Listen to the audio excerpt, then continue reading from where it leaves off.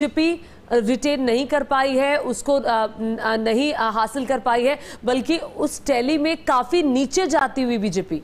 बिल्कुल, और जिस तरीके से ममता बनर्जी के पोस्टर्स और टीएमसी का झंडा समर्थक लहरा रहे हैं, साफ संकेत दे रहे हैं कि एक छत्र राज यहां पर ममता बनर्जी का है और एक स्ट्रैटेजी ममता बनर्जी की तरफ से भी खुलकर ज्योति यहां पर देखने को मिली है। गठबंधन में जरूर वो रही, लेकिन मुख्य मोर्चों पर रैलियों में वो सामने नहीं आए। उन्होंने मेन फोकस जो है पश्चिम बंगाल में ही रखा और उसका फायदा भी एक और चीज है, जो एक राजनीति का एक जो तरीका है वो आप ममता बनर्जी की देख सकते हैं। आपको याद होगा 7th फेज चल रहा था, उस समय इंडिया गठबंधन की उसी दिन बैठक होने वाले थे। दिन के वक्त अरविंद केजरीवाल भी आए थे, अगले दिन उनको सरेंडर करना था, कोर्ट जाना था, लेकिन उन्होंने ये कहकर इंडिया अलायंस की बैठक में नहीं आई कि देखिए अभी स्थिति बहुत खराब है, तूफान की वजह से वहां बहुत बारिश हो रही है, मुझे तो पश्चिम बंगाल के लोगों को देखना है, मेरे राज्य की स्थिति गड़बड़ है, मेरे राज्य में वोटिंग चल रही है, मैं अपने लोगों को छोड़कर नहीं आ सकती। तो इस तरह की जो कनेक्ट है, लोगों के साथ जोड़ने वाला कनेक्ट भी, और कई बार उन्होंने खुलकर बयान दिया, अभिषेक बनर्जी लगातार खुलकर बयान दे रहे थे,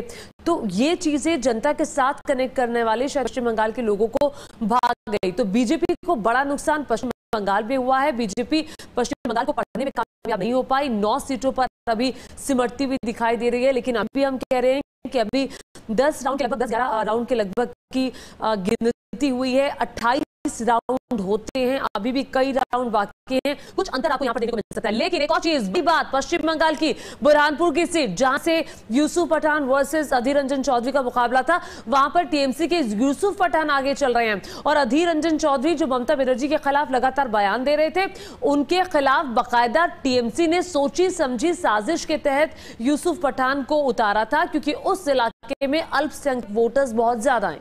बिल्कुल, और रुझान में हम आपको बता दें कि 9 सीटों पर भारतीय जनता पार्टी पूरी तरीके से सिमट रही है। 32 सीटों के साथ टीएमसी आगे बढ़ती हुई नजर आ रही है। बंगाल में कांग्रेस के खाते में एक सीट यहां पर बताते जा रही है। बरहामपुर से टीएमसी के यूसुफ पठान जीत की तरफ आगे बढ़ रहे हैं। कांग्रेस के अधीर रंजन चौधरी जो हैं, काफी सीनियर नेता है, राजनीति में बेहद माहिर है, लेकिन उनकी सीट साफ तौर पर फंसी हुई नजर आ रही है। आसनसोल की बात करें तो टीएमसी के शत्रुघ्न सिन्हा आगे हैं, तो तमाम कैंडिडेट थोड़ी देर पहले पीछे चल रहे थे। बिल्कुल, रुझान जो सामने आ रहे हैं, बर्धमान दुर्गापुर सीट से टीएमसी के जो कैंडिडेट है वो आगे हैं। कूच बिहार से बीजेपी के निश्चित प्रमाणिक जो है वो पीछे हैं। आसनसोल से टीएमसी के शत्रुघ्न सिन्हा आगे निकले। बहरहाल जिस तरीके की बयानबाजी हमने लोकसभा चुनाव 2024 में देखी है, वो सबसे हटकर रही। देखिए, कई महत्वपूर्ण मुद्दे थे, विकास का मुद्दा हो, महंगाई का मुद्दा हो, रोजगार का मुद्दा हो, पढ़ाई का मुद्दा हो, तमाम मुद्दों के बीच जो बयानबाजी हमने देखी, राम मंदिर को लेकर हो, मंगलसूत्र को लेकर हो, विरासत टैक्स को लेकर हो, घुसपैठियों को लेकर हो, संविधान पर हमला हो, लोकतंत्र को बचाना हो, ये तमाम बयानबाजी कहीं ना कहीं ज्योति भारी पड़ती हुई नजर नहीं आ रही है। जनता जिसे चाहती थी उसे यहां पर अपना मैंडेट। छिंदवाड़ा और की बात करें, पीछे चल रहा है, दिग्विजय सिंह भी पीछे चल रहे हैं। सर, छिंदवाड़ा की जनता जो फैसला करती है मुझे स्वीकार है। सर, क्या मानते हैं कि बीजेपी को कम जो वोटिंग है, सीट है कम हो रही है सर लगातार, क्या कारण है सर? बिल्कुल, बीजेपी की बहुत कम सीटें होंगी। कहते थे 300 पार करेंगे, अभी 230 पर है। कल भैया जो ट्रेंड दिख रहा है, इंडिया गठबंधन दिख रहा है कि लीड ले रहा है। जी सॉरी, जो 400 पार का एग्जैक्ट पोल की पोल सबसे पहले खुली। दूसरी, जो देश में अहंकार था, अद्भुत अकल्पनीय अहंकार, वो चकनाचूर हुआ। और थर्ड, देश में लोकतंत्र की रक्षा, संविधान की रक्षा के लिए लोग आज भी समर्पित है। ये देश संविधान से चलेगा, ये मैसेज है। जो तानाशाही की ओर लोग देश को ले जाना चाहते थे, उनको करारा तमाचा है ये अभी तक के रुझान। मैं मानता हूँ रिजल्ट धीरे धीरे आगे आने दो, परिवर्तन और होगा। मध्य प्रदेश में सर नकुल नाथ तो पीछे चल रहे हैं सर। मैं मानता हूँ कि मध्य प्रदेश में 5-6 सीटें ऐसी हैं जो 5,000 के 7,000 की हार जीत पे चल रही है। हमारा पहले से भी अनुमान था इसी तरह का। मध्य प्रदेश में जिस तरीके का अनुमान था, वो सीटें लगभग 10 सीटें 10,000, 15,000, 8,000 के आसपास आगे पीछे चल रही है। अंत आने दो, परिणाम अच्छा है। पटवारी मेरे साथ इस वक्त मौजूद है। पटवारी को आप सुन रहे थे। कांग्रेस पार्टी के दिग्गज नेता है जीतू पटवारी का कहना है कि हमारे उम्मीद के मुताबिक 5 सीटें आ जाएंगी, कुछ कम अंतर वाली सीटें। और नकुल नाथ को लेकर जो कमलनाथ ने बड़ी बात कही, मुझे लगता है आज कमलनाथ सोच रहे होंगे कि मैंने इतना विरोध क्यों किया, क्यों बीजेपी में जाने की इतनी बातें की। नकुल नाथ भी पीछे चल रहे हैं। एकमात्र वो सीट थी छिंदवाड़ा की जो कांग्रेस पार्टी के खाते में थी, जो कांग्रेस पार्टी के पास थी। कमलनाथ के बेटे नकुल नाथ वहां से पीछे चल रहे हैं। छिंदवाड़ा उनकी परंपरागत सीट है। जी, एक बार फिर से पश्चिम बंगाल का रुख करेंगे क्योंकि कुछ महत्वपूर्ण राज्य हैं जैसे उत्तर प्रदेश, राजस्थान, महाराष्ट्र, मध्य प्रदेश, बिहार और पश्चिम बंगाल जिस पर खासतौर पर नजर है।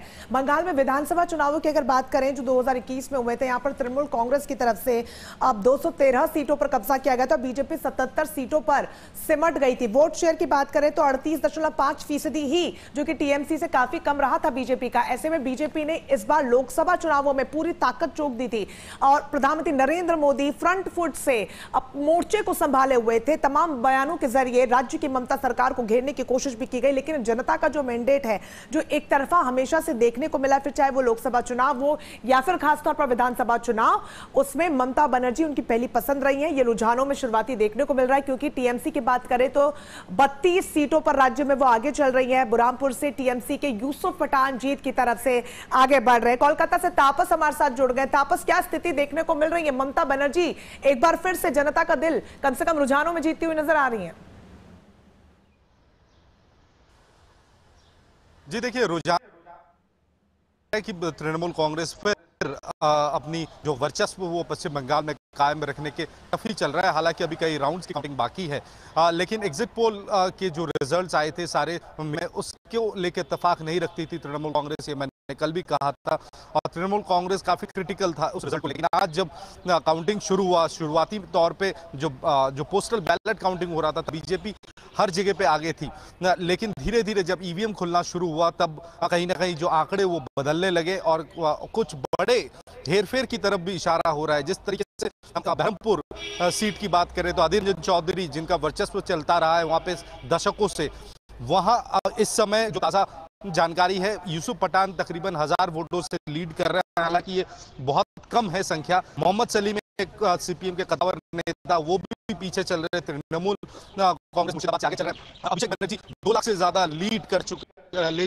चुका है डायमंड में। कुल मिलाकर कहा जा सकता है कि तृणमूल कांग्रेस की जो सोशल स्कीम था वो स्कीम को लेकर खासकर देहात के जो वोटर्स हैं और औरतें हैं उनके बीच काफी ज्यादा लोकप्रियता थी और उसी को इनकैश करने की कोशिश तृणमूल कांग्रेस ने किया था। और साथ में जिस तरीके से 100 दिनों के काम का पैसा सेंट्रल गवर्नमेंट से नहीं आ रहा था, ये बार बार ममता बनर्जी और अभिषेक बनर्जी अपने हर दौरे पर, हर जगहों पर वो कहीं है, लग रहा है कहीं ना कहीं इसका एक असर पड़ा है। लेकिन अगर बीजेपी की बात करें, पश्चिम बंगाल बीजेपी की, तो फिर शुभेंदु अधिकारी के लिए ये एक ऐसे टेस्ट था क्योंकि ये रणनीति जो पश्चिम बंगाल में कहां से किस को उम्मीदवार बनाना है, ये पूरा शुभेंदु अधिकारी का टेस्ट तो विधानसभा चुनावों में भी हुआ था जब वो टीएमसी छोड़कर गए थे और एक उम्मीद थी बीजेपी को और बड़ी बात भी की जा रही थी कि भाई बड़े अंतर से बीजेपी आने वाली है, विधानसभा में भी आ जाएगी। और वही उम्मीद ठीक मुझे याद आ रहा है कि विधानसभा जैसी उम्मीद ही अब लोकसभा चुनावों में भी पश्चिम बंगाल की 42 सीटों को लेकर कयास लगाए जा रहे थे। बात ये बताइए कि बीजेपी को भारी नुकसान यहाँ पर हो रहा है। जो पिछले साल सीटें थी, जो पिछली बार सीटें थी 2019 में,